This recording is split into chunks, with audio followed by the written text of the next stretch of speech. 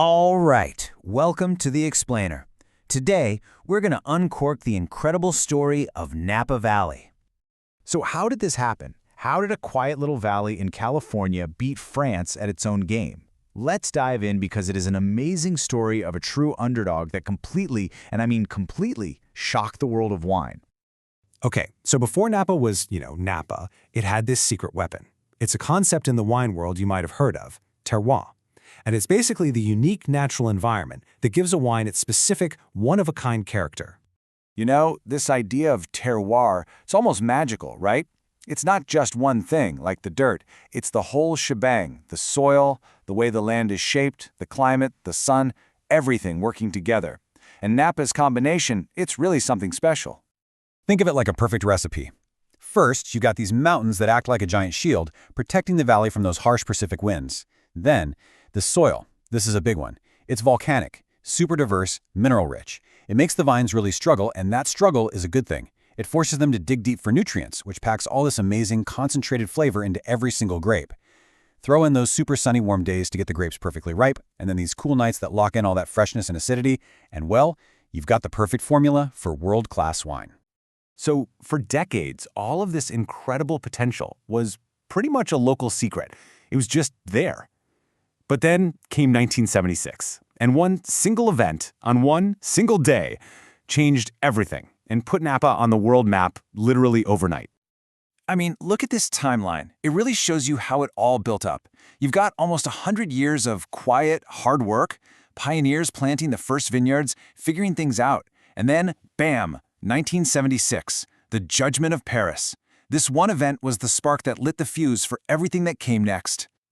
So just picture the scene, right? You've got the world's most famous, most respected French wine judges all sitting down for a blind tasting. The labels are hidden. The expectation in the room? Well, it was a foregone conclusion, of course. Their own legendary French wines would absolutely crush these upstart challengers from someplace called California. No question. And the result? Oh man, it wasn't just a surprise.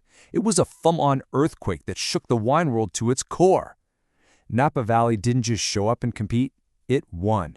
It beat the best French reds, it beat the best French whites. The underdog didn't just bark, it took home the grand prize.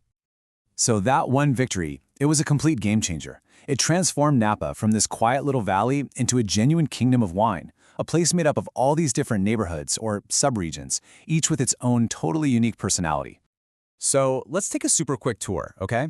We'll start in Oakville. This is the heart of Napa's power. It's the home of those absolutely iconic, powerful Cabernet Sauvignons. Yeah, the ones that often have the really eye-watering price tags.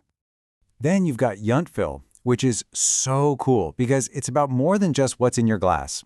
This place has become the undisputed culinary capital of the entire valley. I'm talking about a crazy concentration of Michelin-starred restaurants all in one tiny town. All right, now this place is legendary, the Stag's Leap District. It's known for the super elegant style of Cabernet. They describe it as an iron fist in a velvet glove, power and grace all at once. And yep, you guessed it, this is the home of the exact red wine that shocked the world and won it all back in 1976. And then, if you head way down to the southern end of the valley, things change. You'll find Carneros, and it's much cooler and breezier here, thanks to the influence of the San Pablo Bay. That totally different climate is just perfect for more delicate, elegant grapes like Pinot Noir and Chardonnay. Okay, so we've talked about the place, the terroir. But what about the actual stars of the show? I mean, what are the grapes that really built this legendary status? Well, at the very top, you've got royalty. Cabernet Sauvignon is the undisputed king of Napa. It's powerful, it's robust, and it's the grape that took down Bordeaux. And right alongside it, you have the queen, Chardonnay, incredibly complex, versatile, and of course, the grape that beat Burgundy. But of course, it's not just a king and a queen. The royal court is way bigger than that.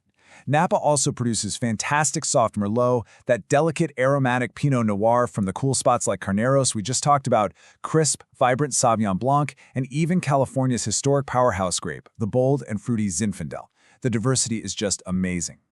Okay, so here's why all this matters even if you're not a huge wine nerd. A trip to Napa today is about so much more than just what's in your glass. It has evolved into a complete immersive sensory experience. I mean, seriously, you can start your day floating in a hot air balloon over the vineyards at sunrise. Then, have lunch at one of those Michelin-starred restaurants we mentioned. Spend the afternoon biking through the scenic backroads, and then end the day just relaxing in the natural hot spring spas up in Calistoga. It's not just a wine region, it's a true destination. So, that leads to a big question, right? With all this fame and success, how does Napa protect what makes it so special? How do they protect that beautiful environment for the future? Well, it turns out they're actually leading the way in sustainable winemaking. And a huge part of that is this program called Napa Green. Now, I want to be clear, this isn't just some feel-good marketing sticker they slap on a bottle. It is one of the most comprehensive and rigorous sustainability certification programs in the entire wine industry. It covers everything from the soil health in the vineyard all the way to their social responsibility practices. It's all built on these 4 key pillars.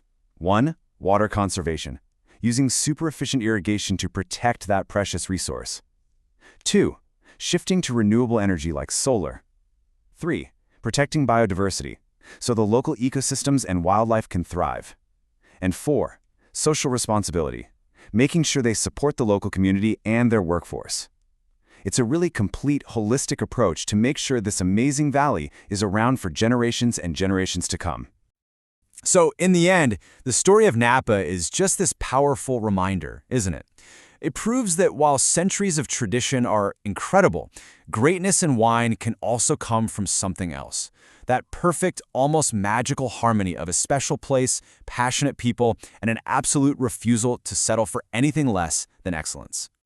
And that really leaves us with a fascinating question, looking to the future. Napa Valley proved that the old world wasn't the only world when it came to fine wine. They broke the mold. So it really makes you wonder, who's next? What's the next big surprise waiting for us out there in the world of wine?